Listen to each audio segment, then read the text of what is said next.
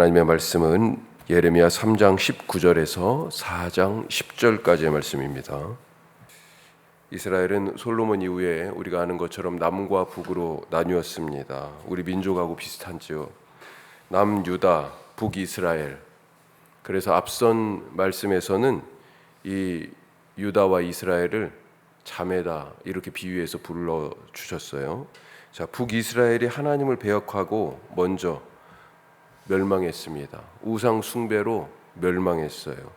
그런데 남유다가 이스라엘의 이런 배역함, 그리고 그들이 배역했기 때문에 어떻게 심판을 받았고 지금 결과가 어떻게 되었는지를 그렇게 눈을 뜨고 뻔히 다 보고서도 그걸 타산지석으로 삼지 않고 똑같이 범죄했다고 하나님이 한숨을 푹푹 쉬시면서 말씀하시는 것 우리가 읽었습니다. 하나님은 죄를 자복하고 돌아오라 그렇게 강권하시고 쫓겨난 땅에서 다시 살게 할 계획까지도 세우십니다. 그러면서 오늘 말씀으로 이어지는 거죠. 자, 그래서 19절에 보니까 오늘 3장 19절 어떻게 시작했습니까? 내가 말하기를 내가 어떻게 하든지 너를 자녀들 중에 두며 허다한 나라들 중에 아름다운 기업인 이 귀한 땅을 내게 주리라 하였고, 내가 다시 말하기를 너희가 나를 나의 아버지라 하고 나를 떠나지 말 것이니라. 이 하나님의 구원의 계획이에요. 정말 하나님 대단한 분 아니십니까? 어떻게 하든지 그렇게 돼 있어요. 19절에 보니까 어떻게 하든지 돌아오게 하여 이 땅에서 다시 하나님을 아버지라고 부르면서 살게 하시겠다. 너희들은 내 자식이다.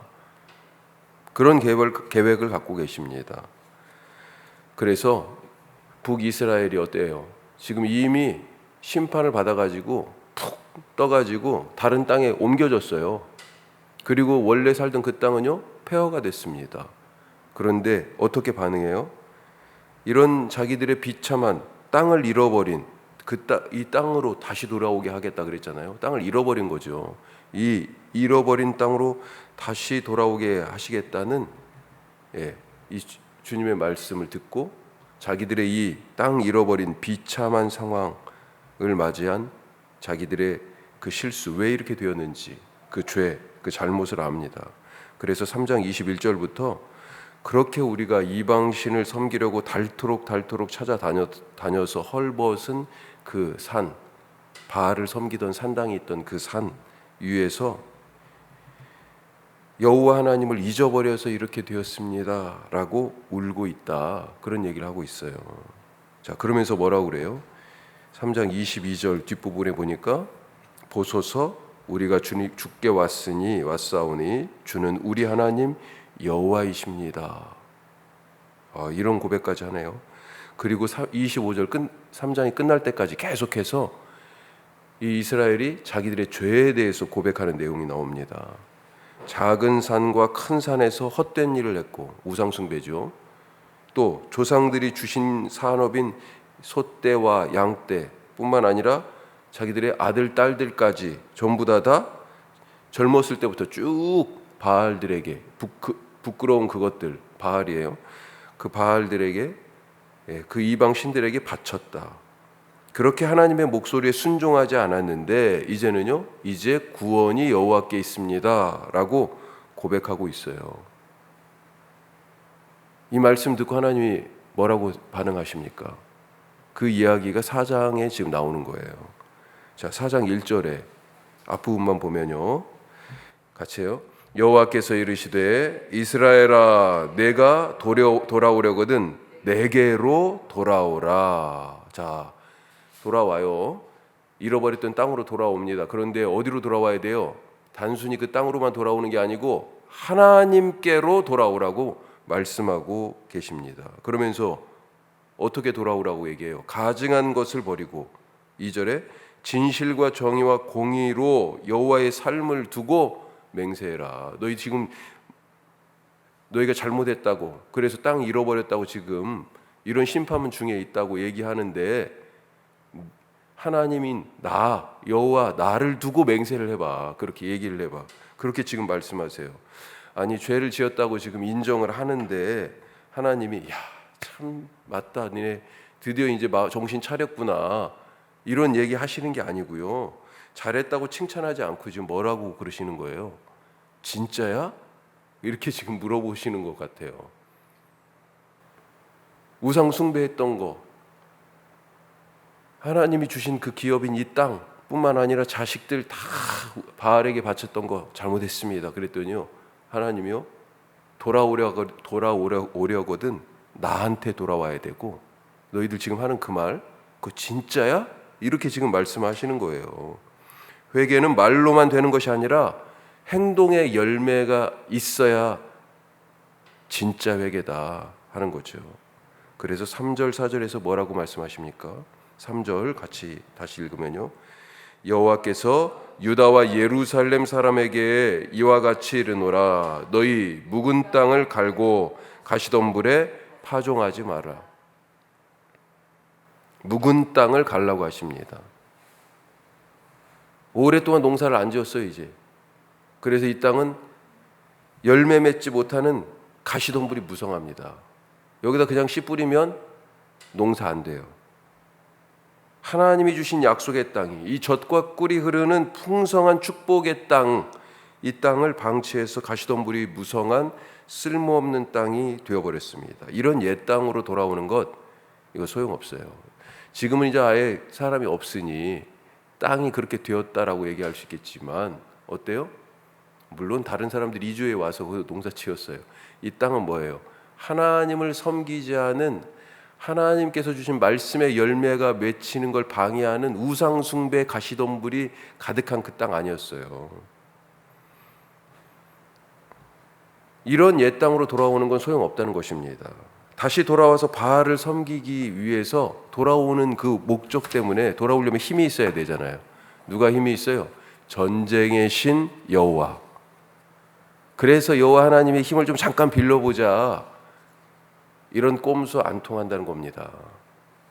이 땅은 다른 말로 뒤집어 얘기하면 뭐예요? 마음이에요. 마음. 그래서 4절 말씀에 스스로 할례를 행하라. 묵은 땅을 다시 갈아엎고 가시덤불을 치워버려라 하시면서 4절에 바로 이어서 이 땅이 뭐냐? 마음인 것을 얘기하고 계세요. 그래서 할례 얘기가 나오는 거죠. 자, 4절 앞에 어떻게 돼 있어요? 유다인과 예루살렘 주민들아, 너희는 스스로 할례를 행하고 너희 마음 가죽을 베고 나 여호와께 속하라. 할례가 뭐예요? 하나님의 약속이 있는 하나님의 자녀다라고 하는 표시로 아브라함부터 시작한 거잖아요. 이들은 모두, 유대인들은 모두가 난 지 8일 만에 할례를 행했습니다. 다 할례를 받은 사람이에요. 무슨 할례가 더 필요해요? 그런데 스스로 할례를 행하라 지금 이렇게 말씀하십니다. 어떤 할례를 받으라는 거예요? 다시 묵은 땅을 갈아엎으라고 그랬잖아요. 그렇죠. 이 땅 하나님의 자녀로서의 자격을 갱신하라. 할례가 하나님의 자녀로서의 자격을 부여하는 표시잖아요. 하나님의 자녀로서, 그러니까 아버지와 아들, 딸, 아버지와 자녀로서의 이 관계를 갱신하자, 바로 그 얘기입니다. 너희 마음 가죽을 베고 나 여호와께 속하라, 바로 그 얘기죠.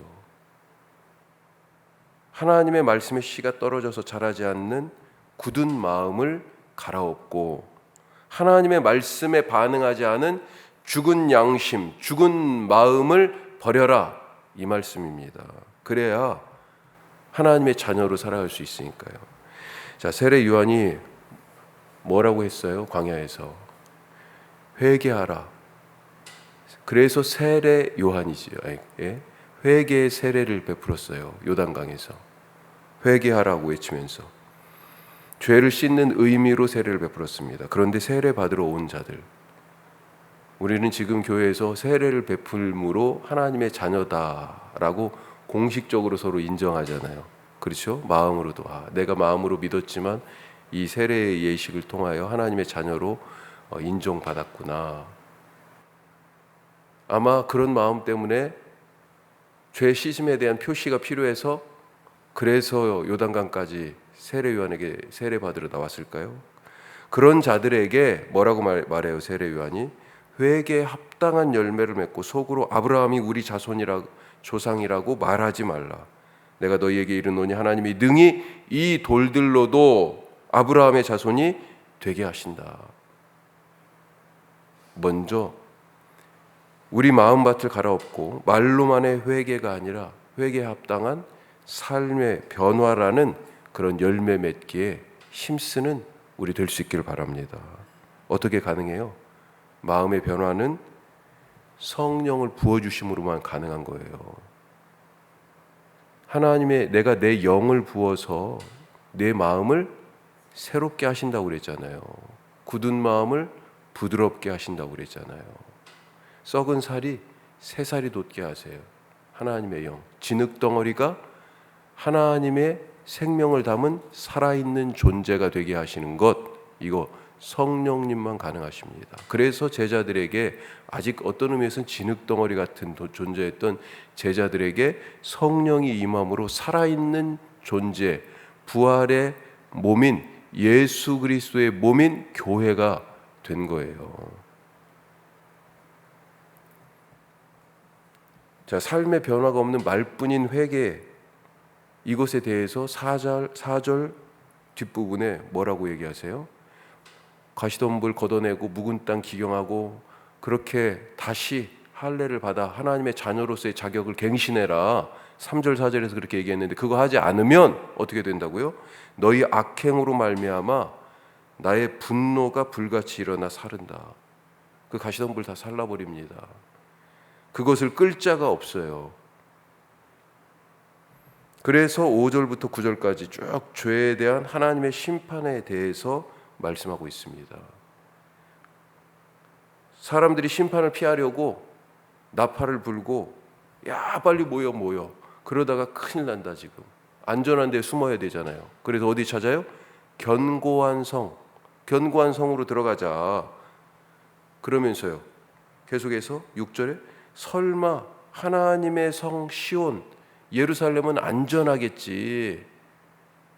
시편에 보면 예루살렘의 평안을 구하라, 예루살렘을 위하여 평안을 구하라, 이런 노래들이 많아요. 그리고 이 예루살렘은 시온성이라고 불렀잖아요. 하나님의 성. 설마 이 하나님의 성 시온은, 예루살렘은 안전하겠지. 우리가 그동안에 계속 여기는 하나님이 거하시는, 하나님의 성전이 있는, 하나님께서 임재하시는 언약궤가 있는 하나님의 성이라고 그랬잖아. 그러니까 여기는 안전하겠지 그랬는데요, 그렇게 얘기하면서 그 성으로 숨어봤자 아무 소용이 없다는 것입니다. 그래서 10절에 예레미야가 그렇게 탄식하는 거예요. 전에 하나님께서 예루살렘 성이 그렇게 평안할 것이라고 말씀하셨잖아요. 그런데 우리가 그 성에 숨었는데도 안전하지 않네요. 하나님 우리 속이신 겁니까? 하고 예루살렘의 멸망을 보고, 이건 아직 이루어지지 않은 거죠.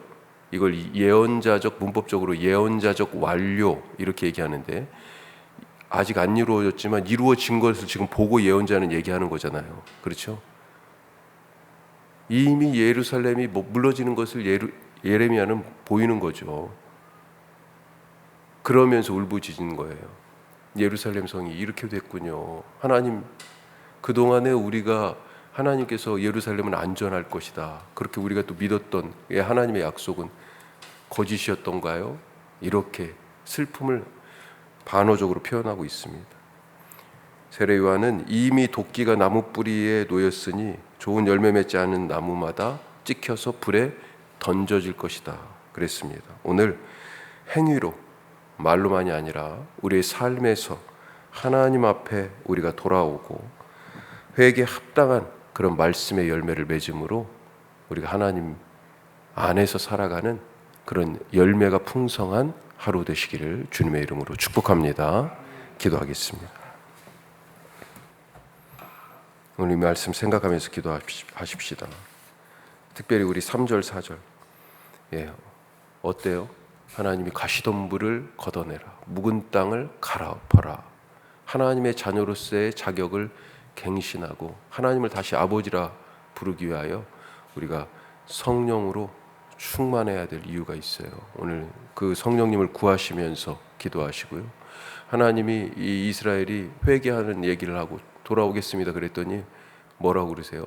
박수치면서 환영하실 분이 하나님이신데 이제 말로만 하지 말고 진짜냐고 행위로 보이라고 말씀하십니다. 회개에 합당한 말씀의 열매, 삶의 변화의 열매 주님 맺도록 성령 충만케 하여 주옵소서. 오늘 말씀 생각하면서 우리 기도하십시다.